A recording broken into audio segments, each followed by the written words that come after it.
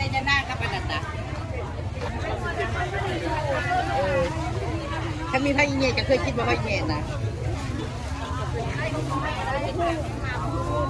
แซ่บแห้งเด้อไอ้เงี้ยมาถึ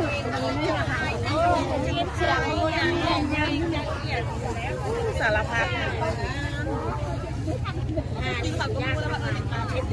แม่เขาบอกดูไม่ได้กิน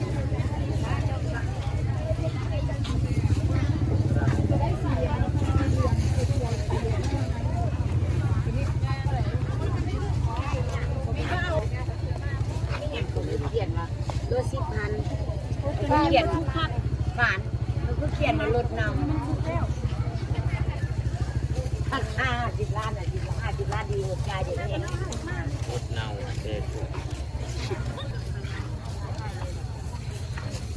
ขายได้เฮ็ดนี่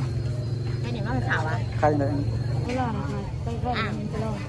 เอาได้เห็น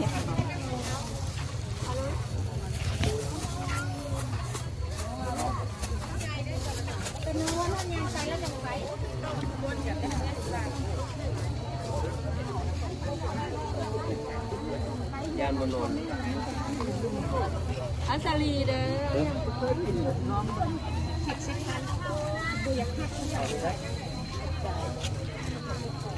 ทั่วนี้ขายจังได๋ทั่วมันละ10ละ10เหรอเอามานึงซื้อมาเก็ตท่านเท่าไหร่ก่อนอะเผ็ดท่านละ10เอามาใส่ของใส่ไว้ดีแล้ว